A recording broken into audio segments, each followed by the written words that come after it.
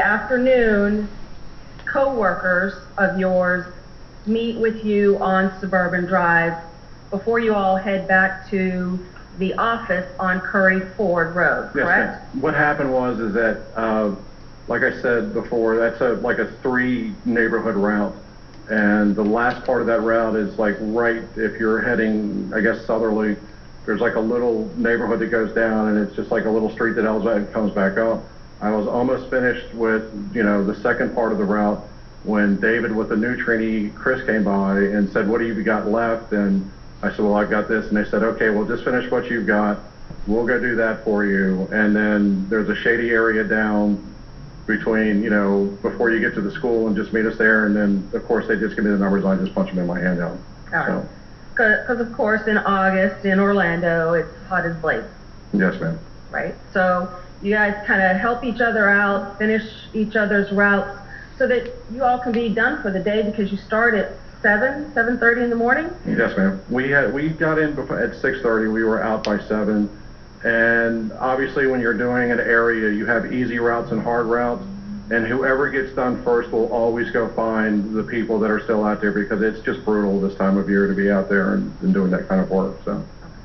And you're walking the neighborhoods all day long in that heat? Yes, ma'am.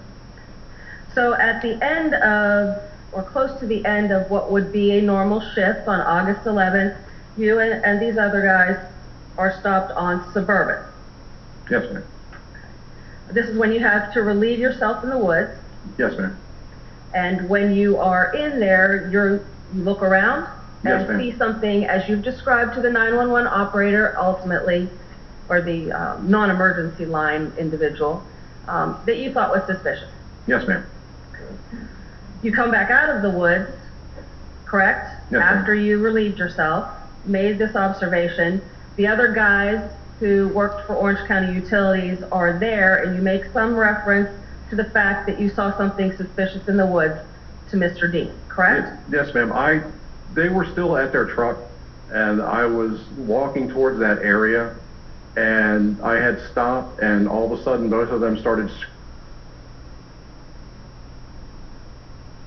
What? About this snake. And I looked down, and there was a dead rattlesnake next to my foot.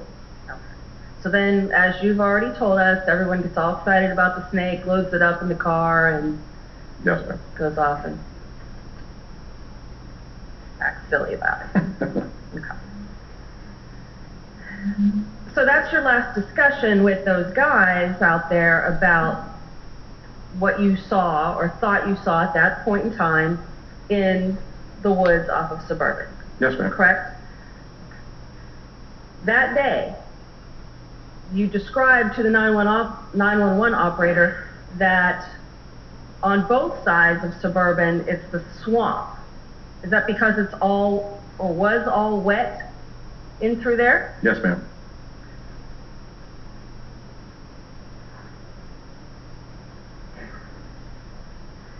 You also indicated at some point that you were looking down on something. Is that because the street level of Suburban goes out for a bit and then drops off into like a bowl?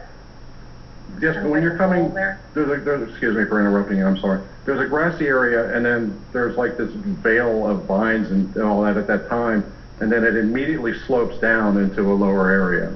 And that's where all the water was collected and the debris and everything else. All right, so where it slopes and then is lower than street level, was that full water? Yes, ma'am. Okay, on August 11th. Yes, ma'am.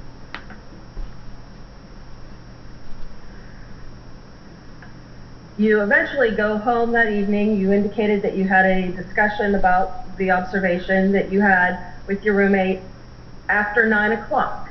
That night is when you make that first call that we heard, correct? Yes, ma'am. I was not allowed to interrupt her while she was watching television, so I had to wait until 9. Okay. So you're at your residence in St. Cloud, which is in Osceola County, correct? Yes, ma'am. So you find a number for Orange County non-emergency? Yes, ma'am. Okay. And somehow, in that process, you get transferred over to what sounds like a 911 line. They ask you what your emergency is, don't they? Yes, ma'am. Okay. And then, of course, what you said to them has been recorded, and we heard. Did they ask you at 9 o'clock at night to go meet them somewhere that's not on this recording? No, ma'am. Did you have some expectation that you were going to leave your house in St. Cloud that night in the dark and go try to explain where this was and what you saw? No, ma'am. So you gave them that information, and then what they did with it was up to them. Yes, ma'am. The next day, you call again with the same information. Yes, ma'am. Is that correct? And this is also after 9 o'clock. Yes, ma'am. And at that point in time, did you have some expectation that you were going to leave your house? Were you in your house in St. Cloud? Yes, ma'am.